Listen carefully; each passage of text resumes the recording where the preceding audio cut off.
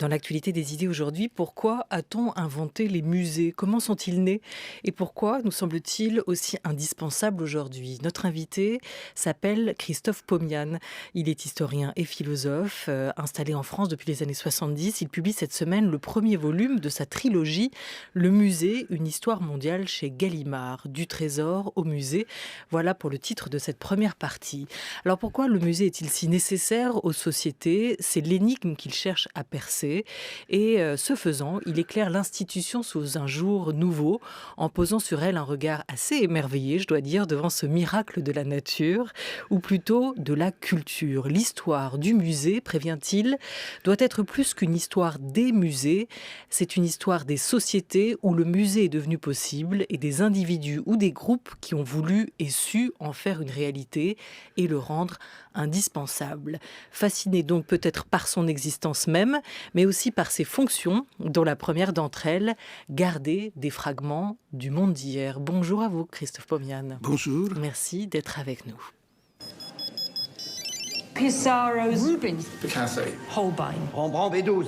Ou à la rigueur C12. Stubbs, Bellini. Leonardo. Titian, Mais Rembrandt, c'est sûr. Je te dis que c'est Velasquez, papa. Velasquez, Michelangelo, Toussaint. Vermeer's, Leonardo da Vinci. J'aime pas les musées, j'aime l'ambiance des musées.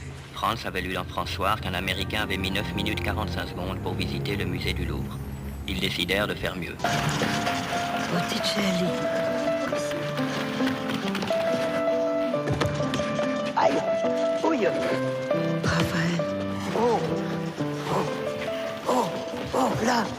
Là. Arcimboldo. L'été. Le printemps. Je suis entrée dans le tableau, c'était comme si, tout à coup, je plongeais dedans.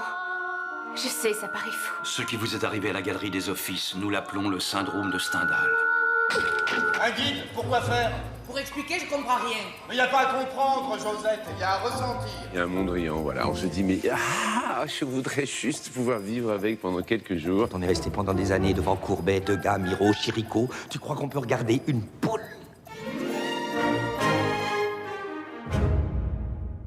Le réalisateur Thomas Beau a poussé pour vous les portes du musée et on est entré dans les pas d'Agnès Varda, de Jean-Luc Godard, de Dario Argento, de Fabrice Lucchini ou encore de Frédéric Wiseman. Vous n'êtes pas le seul à vibrer dans un musée, Christophe Pomian. Hein.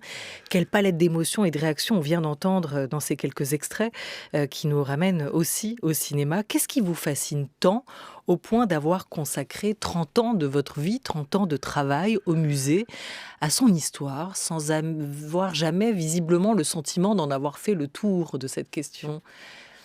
Non, en effet, je n'en ai jamais fait le tour. J'ai plutôt l'impression, tout le temps, les sentiments d'une sorte d'incomplétude et de manque. Des choses que j'aurais dû encore savoir, des musées que j'aurais dû encore voir. Donc, c'est devenu un monde en soi énorme. Et je suis d'ailleurs ravi de ne pas être seul à en être fasciné, ce par quoi vous avez commencé. Je pense... Et c'est ça ce qui m'a en fait intrigué dès le début de mon entrée dans les sujets. Comment se fait-il qu'une institution qui est en apparence complètement inutile, à quoi ça sert un musée? Ça n'augmente pas les produits nationaux bruts. En tout cas, c'est comme ça que c'est perçu. Et pourtant, cette institution apparemment complètement inutile et en même temps une institution indispensable. Et il suffit d'essayer d'en priver une nation pour s'en convaincre. Je suis polonais, franco-polonais comme on dit maintenant, mais quand même polonais de toute ma première formation et des premières 40 ans de ma vie avant d'arriver à Paris.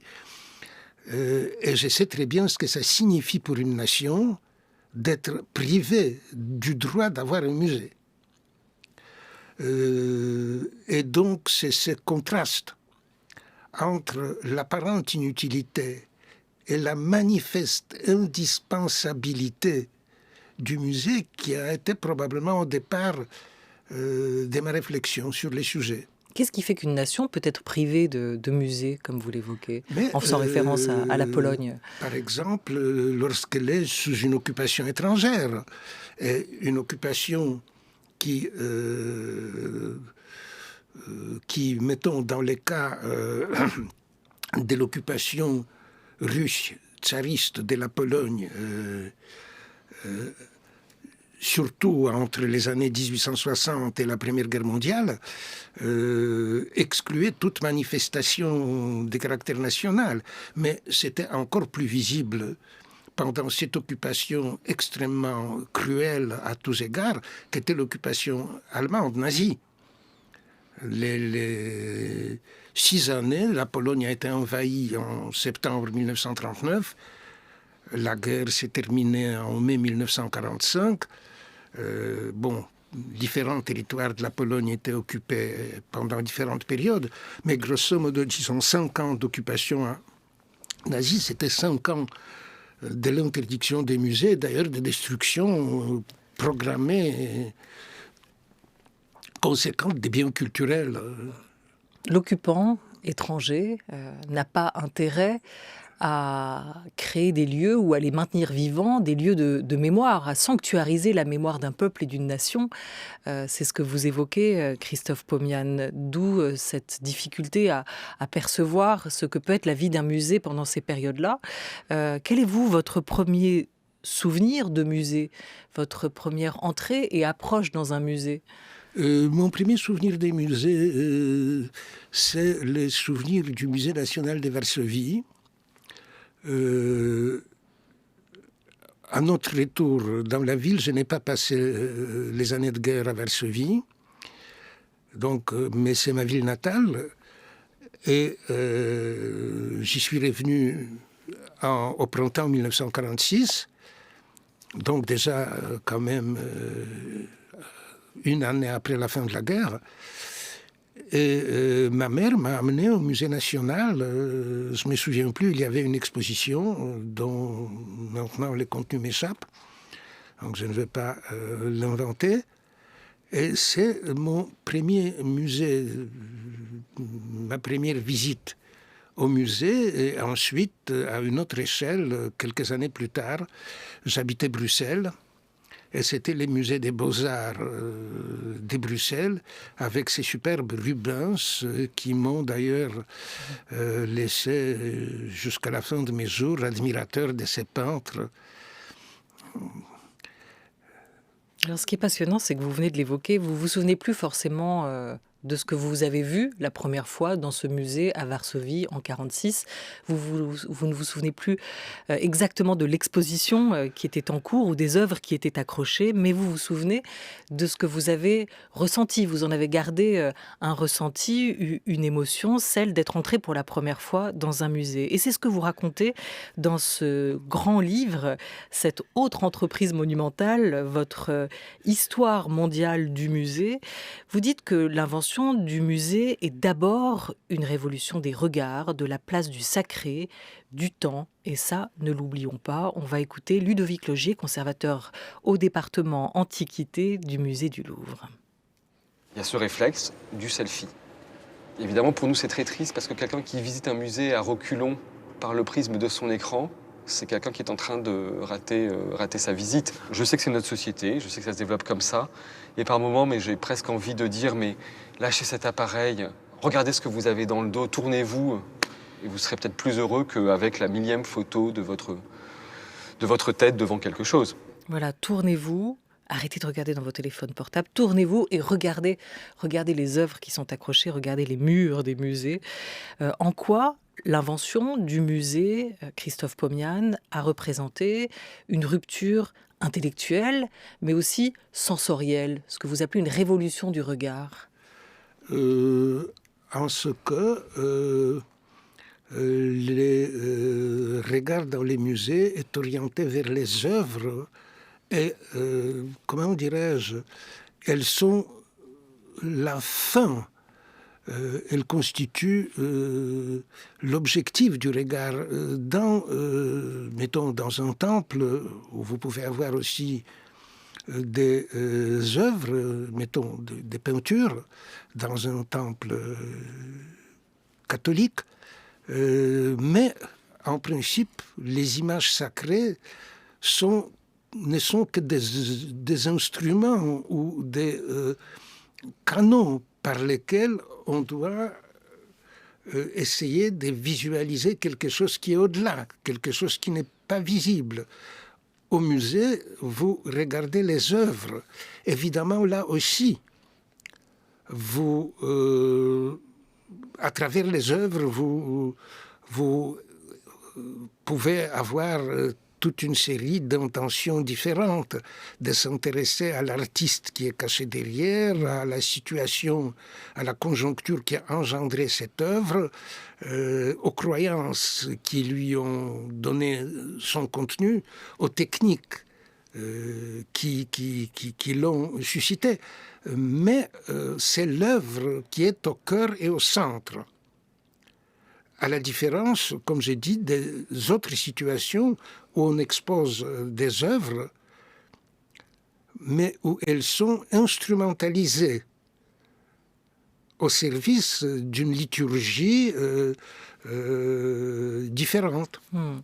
Aujourd'hui, il y a combien de musées dans le monde, hein? Plus de 80 000 musées environ dans le monde aujourd'hui? C'est à peu près à ce que je suis arrivé, mais je dois dire tout de suite que d'abord, ces 80 000, c'est très approximatif, que les musées sont complètement en bisbille avec les statistiques. Les musées ou les États?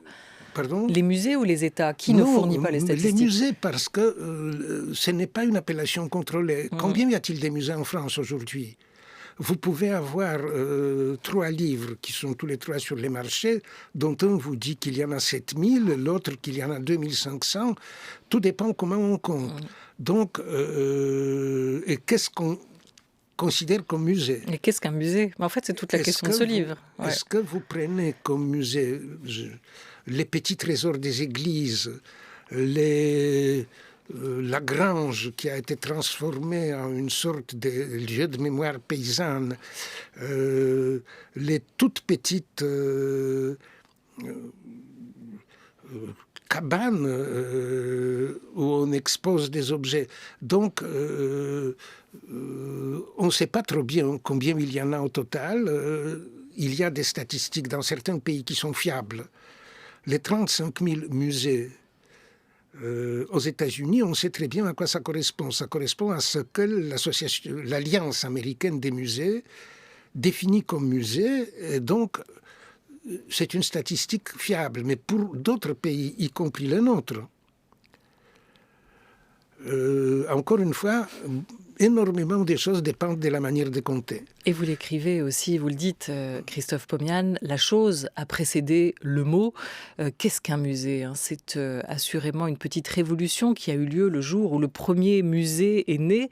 L'histoire commence à Rome, nous racontez-vous, dans cette grande histoire mondiale du musée, avec des dons de collection à la ville par des mécènes, ou plutôt un mécène, ici le pape Sixte.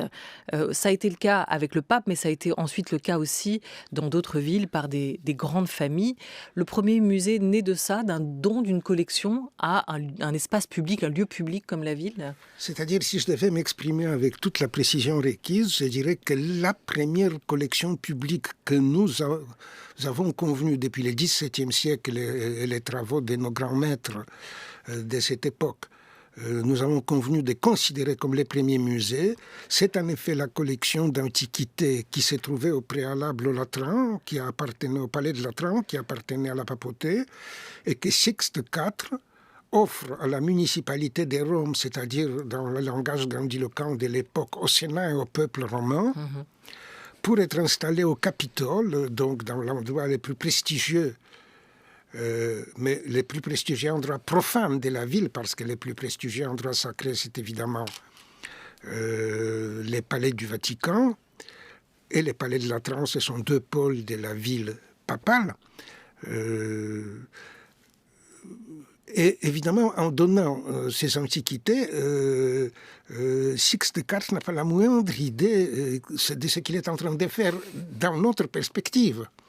Il règle un petit problème local de conflit entre la papauté et la ville, comme il en est arrivé plusieurs par le passé, comme il y en aura encore plus tard.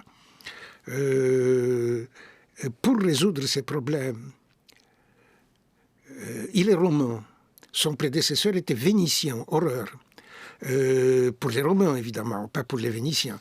Donc, la situation était très tendue, surtout que ses prédécesseurs avaient en effet fait des choses, si je peux dire, n'est pas très catholiques, et, si on peut dire ça en parlant d'un pape, qui par ailleurs était un grand collectionneur. Et donc, Sixte IV, un problème local à résoudre, il leur offre ça pour remettre dans un acte de captation de leur bienveillance. Et puis, il expose ça, c'était prévu qu'il expose ça au Capitole, et les gens, c'est-à-dire pas n'importe quels gens, mettons les ambassadeurs vénitiens, les personnages de l'élite, commencent à venir et voient tout ça, sont très impressionnés par cette idée d'exposer les antiques comme ça dans un endroit profane. Encore 50 ans, on utilisa les mots musée pour qualifier cette collection. Et c'est comme ça que cette idée est devenue virale, que petit à petit, cette idée de créer des musées a évolué, a voyagé, a traversé les Alpes pour s'implanter partout en Europe. Vous avez dit viral, mais au départ, ces virus s'est propagé beaucoup plus faiblement que les Covid-19. Parce que, on est conditionné en ce moment. Parce que, en fait, bon, d'abord, nous avons une cinquantaine d'années où il ne se passe rien, même si il y a déjà des relations, dont des ambassadeurs vénitiens, quelques autres, de cette collection au Vatican. Ensuite, nous aurons en Italie 3 musées d'art qui vont être créés respectivement à Florence, à Venise et à Milan. Et puis de nouveau, pendant longtemps, il n'y aura rien. Avant que le passage des Alpes s'opère, il faudra attendre jusqu'à la fin du XVIIe siècle. Et encore, ce ne sont que, comme je les appelle, les têtes des ponts en dehors des Alpes, parce que la vraie croissance commencera au XVIIIe, à peu près à partir des années 1720. Et là, elle va se prolonger, même avec des ralentissements dus aux guerres. Mais quand même, au moment de la Révolution française, nous en sommes à peu près à une centaine de musées, encore une fois avec toutes les réserves pour les comptages. Mais là, je pense être à peu près sûr de mon fait. Nous sommes quelque part aux environs d'une centaine. Et c'est la Révolution française qui va, comme on dit maintenant, booster les phénomènes en créant d'un seul coup, déjà sous les consulats, plusieurs musées. Et non seulement sur les territoires de la France, mais sur ce qui étaient à l'époque les territoires de l'Empire, donc en Italie du Nord, dans le Brabant, dans la Rhénanie. Voilà, donc cette propagation virale est très lente au début. Elle va s'accélérer au XIXe siècle et prendre une tournure, alors là, vraiment virale, grosso modo à partir des années 1950. La plupart des musées qui existent aujourd'hui dans le monde, sont des créations récentes. Et pourquoi ? Et pourquoi surtout à partir des années 50 ? Qu'est-ce que le musée fait au temps et qu'est-ce que le musée fait à la mémoire ? En quoi les musées sont aussi des temples de notre mémoire ? Mais ils le sont surtout parce que et leur croissance à ces époques, et surtout après la Seconde Guerre mondiale, est très directement liée à la rupture qui est en train de s'opérer, de se propager entre les modes de vie, dans certains cas pré-industriels, remplacés par industriels, et dans beaucoup de cas aussi par les modes de vie industriels remplacés par ce mode de vie qui est le nôtre aujourd'hui et qu'on peut appeler post-industriel si l'on veut. En tout cas, nous avons, en l'espace de 50 ans, nous sommes passés du monde où la machine à vapeur existait encore, et où il y avait des locomotives à vapeur dans les chemins de fer, je m'en souviens très bien, dans un monde des communications électroniques, nous n'y réfléchissons pas assez. Mais nous vivons une énorme rupture. Et toutes les époques de rupture sont aussi des époques où naît le besoin de garder la mémoire du passé, de préserver les liens, de transmettre à l'avenir, et à un avenir indéfiniment éloigné, ce que nous gardons du passé, ce que nous considérons comme suffisamment important pour être préservé. Et les musées sont des institutions faites pour ça. C'est Sixte IV, sans le savoir, a tout à coup montré qu'on peut préserver le passé dans un environnement profane, non pas celui d'un temple religieux, préserver les vestiges du passé pour les transmettre à des générations futures. À l'époque, ils pensaient évidemment dans de toutes autres catégories. Le musée opère une sacralisation des objets de son ressort, écrivez-vous, Christophe Pomian, car il les soustrait à l'usure et donc à cette usure du temps en leur permettant une existence supposée sans limite. Il met en œuvre divers procédés pour rendre ces objets mêmes et par leur truchement, ceux qui les ont produits, dignes d'admiration, forme atténuée de l'adoration. De ce fait, les musées sont bien plus que des lieux de mémoire. Pourtant, chacun a besoin de sa mémoire. On va partir retrouver au Bénin Marie-Cécile Zinzou autour de la question de la restitution, question sensible des œuvres d'art de la France au Bénin. Aujourd'hui en France, dans les collections nationales, il y a des œuvres qui ont été pillées il y a 120 ans, 130 ans.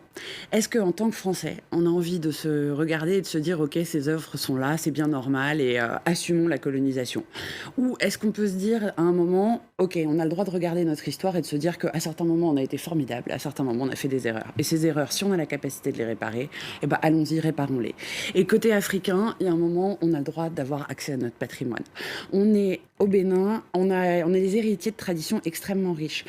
On ne peut pas juste les réinventer comme ça. Il nous faut quelque chose de tangible auquel se raccrocher. Il faut qu'on puisse montrer aux enfants les traces de cette histoire et de cette fierté. Ces objets-là, ça dit tout notre patrimoine, ça dit notre civilisation, ça dit nos croyances, ça dit notre façon de gérer le pouvoir. C'est essentiel pour se construire. Voilà tout ce que disent les musées. Marie-Cécile Zinzou l'évoque autour de cette question de l'appartenance des œuvres conservées dans un musée, des œuvres qui parfois ont été spoliées, des pays qui ont été pillés, la question aussi des œuvres qu'on peut garder, celles que l'on doit restituer, parce que l'on doit ça aussi au pays, au peuple concerné. C'est leur mémoire qui est en question ici. Les musées, et on l'entend à travers ce témoignage, sont quand même aussi des lieux de puissance, Christophe Pomian. En un certain sens, oui. Des lieux de puissance, des manifestations de la puissance. Et pour revenir à la question des restitutions, il est incontestable qu'il faudra procéder à des restitutions, qu'il faut procéder à des restitutions. Maintenant, le problème, comment procéder, qu'est-ce qu'il faut restituer, qu'a-t-on le droit de garder? C'est une question extrêmement difficile et qu'on ne peut pas aborder ici. Enfin, on peut la poser, mais sans en dire plus. Mais c'est un des grands défis pour les musées européens et pour beaucoup de musées européens et pour certains musées aux États-Unis. Pour les années à venir, ce sera de résoudre cette question. Il est tout à fait anormal, la remarque a été faite, je crois, par le président Macron, qu'il y ait plus d'œuvres africaines en Europe qu'en Afrique. Effectivement, ça pose question. Ça pose question et c'est un problème, et c'est ce qui était souligné dans le rapport Felwinsar, Bénédicte Savoie, sur la question des restitutions. Ouais. Mais nous en revenons à cette question par laquelle nous avons commencé, c'est-à-dire les musées, tout inutile qu'ils soient, est en même temps indispensable. Et à un certain moment de l'histoire, les peuples ont besoin d'avoir leur musée. ce mot n'est pas toujours bien compris et facilement accepté, mais ça fait partie de leur identité. Le Louvre fait partie de l'identité française, et pas seulement le Louvre. Quand nous parlons des Bénin ou des Cameroun, ils ont aussi besoin de cette institution dans le cadre de la construction de leur identité. L'intérêt d'avoir des collections patrimoniales, écrit ou dit Emmanuel Casarérou, le nouveau président du musée du Quai Branly, Jacques Chirac à Paris, nouveau président Canac. L'intérêt d'avoir des collections patrimoniales, c'est de pouvoir reconstruire du lien culturel à partir de l'histoire. S'il n'y avait pas de collection, tout cela serait illusoire. C'est cette histoire que vous nous racontez, Christophe Pomian, dans Le Musée, une histoire mondiale. On n'a pour l'instant que le premier volume du Trésor au musée, mais 2 autres vont paraître qui interrogent à la fois le temps présent du musée et aussi leur avenir. Vaste somme donc qui paraît chez Gallimard. Est-ce que vous avez trouvé, en travaillant sur toute cette histoire du musée, qu'elle s'écrivait trop dans un mode occidental, cette histoire? Est-ce que l'histoire des musées est trop européenne aujourd'hui? Est-ce qu'il est temps qu'elle se mondialise ou est-ce qu'elle l'est déjà naturellement? Non, je ne dirais pas. C'est-à-dire, il y a 2 choses différentes dans votre question. Une qui concerne la manière d'écrire l'histoire. Alors, il n'y a rien à faire. Cette histoire des musées se déroule pendant plusieurs siècles en Europe. Elle se déroule même pendant plusieurs siècles tout simplement en Italie. Avant qu'elle sorte de l'Italie, ça prendra déjà pas mal de temps. Ensuite, elle est européenne avec quelques têtes de pont dispersées ici ou là. Et ce n'est que, en fait, au cours du 19e tardif et du 20e siècle, que par 2 voies très différentes, par la voie des colonisations et par la voie, je dirais, d'européanisation ou d'occidentalisation, que les musées se propagent dans le monde. Donc la mondialisation du musée commence en fait avec la mondialisation de l'économie à partir, si l'on veut, être plus précis, des années 1870, quelque chose comme ça. Donc elle dure maintenant depuis 150 ans à peu près, avec des hauts et des bas, des interruptions, des cataclysmes parfois, comme la Seconde Guerre mondiale.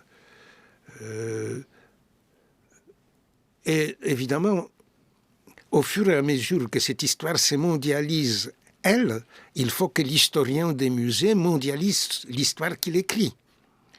Donc, mon premier volume est en fait, mis à part une petite excursion chinoise importante, très importante, européen. Mon second volume sera complètement européen et mon 3e volume sera mondial. Il parlera de la Russie, il parlera des États-Unis, il parlera du Japon, il parlera des débuts des musées dans l'Empire ottoman, et évidemment, pour terminer aussi, de toute cette propagation des musées sur d'autres continents qui, pour l'essentiel, mis à part quelques rares exemples, s'est faite au XXe siècle et continue. Mais qui n'est pas égale, cette répartition, cette évolution du musée sur la planète. Il reste des zones sans musée aujourd'hui, Christophe Pomian? Je ne sais pas s'il reste. Il reste des zones où le musée est très rare. Où le musée est très rare. C'est par exemple le monde arabo-musulman, parce que ce n'est pas vrai de toute l'ère musulmane. L'Indonésie est un cas à part, l'Iran est un cas à part. Il y a la zone pacifique où les musées existent, mais où il y a un certain nombre de problèmes assez particuliers, mais dans lesquels il est impossible d'entrer ici. Donc, les musées sont désormais, je pense, partout, mais la densité des musées est très inégale en effet. Oui, c'est quand même aussi, et vous l'évoquiez, le musée, un lieu, un instrument de pouvoir pour un pays, et il est important aujourd'hui pour des pays qui veulent s'installer sur la scène internationale, peser, d'avoir aussi leur musée. C'est ce qu'on a pu voir avec des exportations aussi, hein, comme le Louvre à Abu Dhabi. Hein. Oui, là, en effet, c'est un cas très particulier, en fait un peu sans précédent. Lorsqu'au XIXe siècle, après la révolution Meiji de 1868, le Japon s'est doté des musées, il n'est pas venu à l'idée de demander au Louvre qu'ils s'exportent. Ils ont fait leur musée eux-mêmes. Donc, le cas du Louvre à Abu Dhabi est en effet un cas un peu spécial. Mais en effet, il est vrai qu'aujourd'hui, et d'ailleurs on peut trouver cela formulé textuellement dès le XVIIIe siècle, un pays civilisé est un pays qui a des musées. Et donc c'est devenu un peu un critère des civilisations et d'appartenance à un certain monde. Voilà. Et l'Europe n'a pas encore son musée. L'Europe, vous avez travaillé sur l'idée d'un musée européen, mais ça ne s'est pas fait. Est-ce que c'est faute d'avoir une culture commune ? Non, d'abord, soyons précis. Ça peut encore se faire ? Ça s'est fait. Ah, ça s'est fait. Ça s'est fait. Il existe, pas sous cette forme que j'ai projetée avec mes amis. Ce sont d'autres personnes qui l'ont fait, mais ces musées existent. Il existe à Bruxelles. L'Union européenne, le Parlement, a assigné des fonds assez conséquents. Un bâtiment a été acheté, une collection y est déployée. Donc on ne peut pas dire qu'il n'y a pas aujourd'hui du musée de l'Europe. Bon. Mais un plus grand, autrement, ça ne sera pas pour demain, a priori. Hein, non, de ce que vous avez l'air de dire, Christophe Pomian. Pardon ? Ce ne sera pas pour demain d'avoir un gros, vaste musée de l'Europe. Je ne sais pas si on en a même besoin. Bon. Je ne suis pas sûr qu'on en ait besoin. Comme les circonstances de ma vie au cours des dernières années ont fait en sorte que je n'ai pas pu aller à Bruxelles depuis plusieurs années, je n'ai pas vu les musées qui existent aujourd'hui. De toute façon, le musée de demain, il sera virtuel. C'est ce qu'on a appris, c'est la leçon aussi de ce confinement. Demain, le numérique embrassera tout l'objet muséal et ce lieu-là. Et nous aurons des musées virtuels qui nous permettront d'aborder et d'imaginer l'art autrement. J'imagine que pour vous, c'est un cauchemar, Mais Christophe si vous Pomian. me permettez une dernière phrase. Oui, une phrase. Pour qu'il y ait des musées virtuels, il faut absolument qu'il y ait des musées réels. Et rien ne remplacera jamais, aucun écran ne remplacera jamais les face-à-face avec l'objet lui-même. Voilà, l'expérience intime et collective. La Nuit Blanche, ce sera le 3 octobre avec beaucoup de lieux qui seront ouverts à cette occasion-là. D'ici là, merci beaucoup Christophe Pomian. Le musée Une histoire mondiale du trésor au musée, c'est le volume 1, vient de paraître chez Gallimard. C'est un vaste travail. Merci d'être venu nous en parler. Émission programmée par Oriane Delacroix et Jean Bulot, coordonnée par Henri Leblanc, préparée par Laura Dutèche-Pérez avec l'aide très précieuse de Madeleine Martineux et d'Anouk Delfino. À la réalisation, c'était Thomas Beau avec Élise Leu aujourd'hui. Merci à tous et bel après-midi sur France Culture.